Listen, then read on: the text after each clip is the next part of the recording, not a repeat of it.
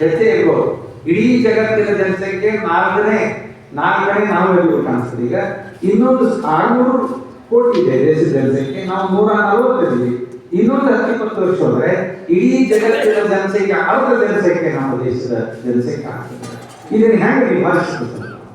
ಅದಕ್ಕಾಗಿ ಇನ್ನು ಮುಂದೆ ಯಾರೇ ಇಲೆಕ್ಷನ್ ಕೇಳಕ್ಕಿಲ್ಲ, ಏನಾದ್ರು ನಿಂತಿದ್ದಾರೆ ನೌಕರಿ ಕೊಡ್ಬೇಕಾದ್ರೆ ಅವ್ರು ಒಂದು ಮಕ್ಕಳಿದ್ದರು ನೌಕರಿ ಕೊಡೋದ ಸುಮ್ಮನೆ ತಪ್ಪಿಸ್ತಾರೆ.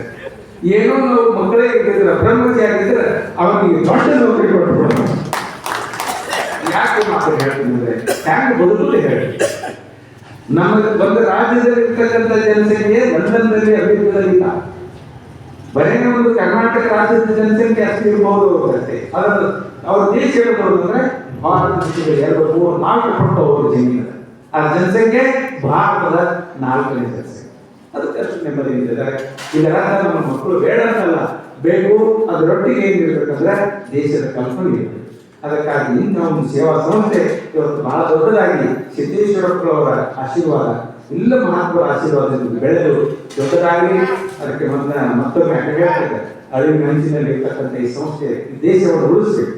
ಎಲ್ಲರೂ ನೀವು ಕಡೆ ನೋಡಿದರೆ ಎಲ್ಲ ನೋಡಿದರೆ ಎಷ್ಟೆಷ್ಟೆಲ್ಲ ಹಾಹಾಕಾರ ಏನದು ಗೊತ್ತಿದೆ ನಿಮ್ಗೆ. ಎಲ್ಲ ದೇಶಗಳು ಶಾಂತಿ ಮಂತ್ರ ಬಾಯಿ ಹೇಳ್ತಾವ, ಅದ್ರ ಮಾತ್ರ ಶಸ್ತ್ರಾಸ್ತ್ರ ತಯಾರು ಮಾಡ್ತಾರೆ.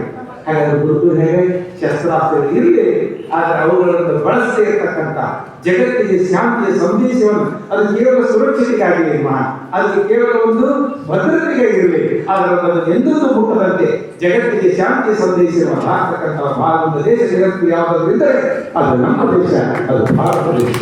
ಅದು ಎಂದೂ ಯಾರು ಕೂಡ ಕಾಲದಲ್ಲಿ ಹೋಗಿಲ್ಲ, ಹೋಗುವುದೂ ಇಲ್ಲ. ಯಾರಾದರೂ ಬಂದರೆ ಮಾತ್ರ ತನ್ನ ಆತ್ಮ ಸಂರಕ್ಷಣೆ ಮಾಡಿಕೊಳ್ಳೋದು ಮಾತ್ರ ಭಾರತ ದೇಶ ಗೊತ್ತಿದೆ. ಇನ್ನೊಬ್ಬರಿಗೆ ಎಂದಿಗೂ ಕೂಡ ಅದು ಏನೋ ಜಗಳ ಮಾಡುವುದಲ್ಲ ಅಥವಾ ಯಾರ ಮೇಲೆ ಅನ್ಯಾಯ ಮಾಡುವುದಲ್ಲ. ಅಂತ ದೇಶದ ಸತ್ಪ್ರಜೆಗಳಿಗೆ ನಾವು ಇವತ್ತು ಹೆಮ್ಮೆ ಪಡಬೇಕು.